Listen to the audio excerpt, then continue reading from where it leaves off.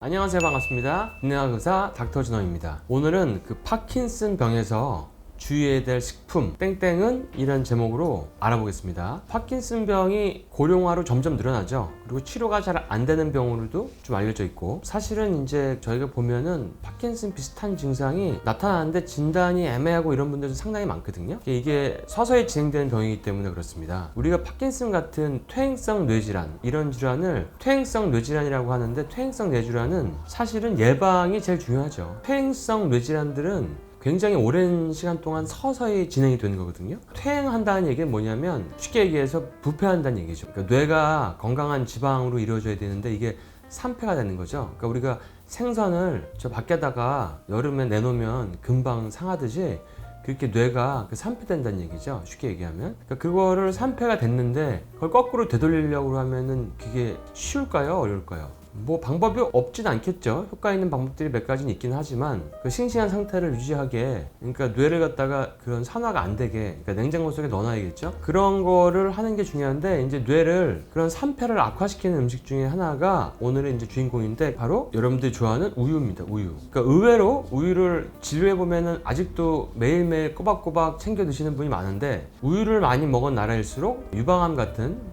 그런 암 발병률이 올라가고 골다공증도 더 늘어난다고 하는 아이러니한 결과들이 나왔죠. 그래서 건강한 음식이 아니라고 돼 있어요. 여러 가지 얘기들이 있죠. 사람이 왜 소젖을 먹냐서부터, 사실 뭐 그거는 그렇다고 쳐도 우리가 소를 키울 때 워낙 안 좋은 거를 사료를 먹이고 막 공포스러운 환경에다가 주사제도 안 좋은 것도 많이 넣고 이런 오염된 환경에서 그 소가 크니까 그 우유가 건강할 수가 없잖아요. 그런 것도 영향이 있고, 특히 이제 우리나라 같은 동양에서는 우유에 있는 유당불내증이 거의 한 80% 가까이 되기 때문에, 그러니까 우유를 먹으면은 뭐 파킨슨뿐 아니라 알러지라든지 뭐 자가면역 이런 질환을 치료할 수가 없는 분들이 참 많거든요. 그 우리가 우유에 대해서 좀 이렇게 여러 가지 시각이 바뀌고 있는데, 우유가 파킨슨도 악화시키는 연구들이 많이 있습니다. 예를 들어서 우리가 우유 팩 하나 500cc짜리, 이제 이건 우유가 아니고 유 제품이에요. 유 제품을 섭취하면은 파킨슨 걸릴 확률이 상대적으로 1.6배가 한 60%도 올라갔다. 그러니까 유제품 중에서도 뭐 요거트나 뭐 이런 치즈 말고 우유만 하루에 한 400cc 정도 먹었다. 그러면은 한 1.7배. 그러니까 우유는 더 적게 먹어도 그 위험도가 더 올라간다고 알려져 있죠.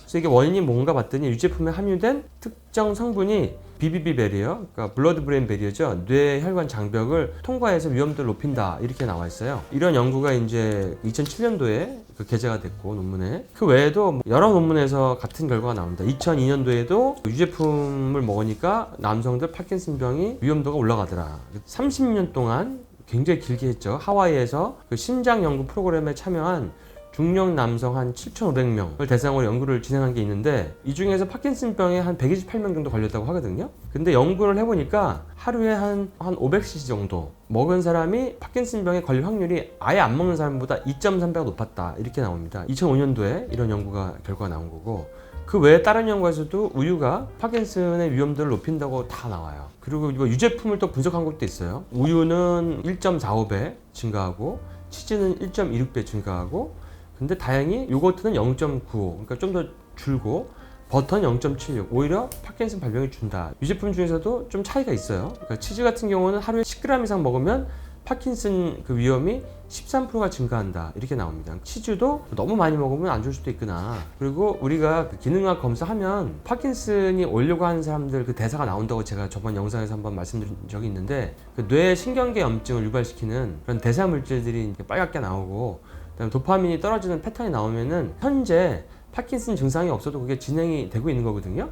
그런 분들이 검사하면 너무 많아요. 연세를 드시는 50대, 60대만 있는 게 아니라 40대, 30대, 20대에도 있어요. 심지어 10대에도 있는 경우가 있습니다. 사실은 우리가 다른 혈액 검사라든지 검진에서는 확인할 수가 없는데, 그런 기능학 검사에서는 그걸 알 수가 있거든요. 일으키는 원인들도 알 수가 있고, 그런 거에 대해서는 이제 다음 편에 또 논의를 할 건데, 원인을 미리 알아서 예방하는 게 더 중요하다. 알고 나서 치료하는 거는 사실 별로 이렇게 좋은 건 아니다. 근데 그 중에서 우유를 먹으면은 이게 악화되더라. 그래서 우유는 되도록 파킨슨 가족력이 있거나 내가 좀 뇌가 건강이 우려되는 분들은 좀 자제하는 게 좋다. 그런 어느 결과를 이제 낼 수가 있는 거죠. 뭐 그 외에도 그 연구가 많은데요. 비슷비슷합니다. 결론은 이제 아까 제가 말씀드린 그런 내용이니까 여러분들 파킨슨 환자분한테 그 체중 너무 빠진다고 체중 빠지는 거 보충하는 것도 중요하지만 그 우유로 단백질 보충은 좀 피하시면 좋겠습니다.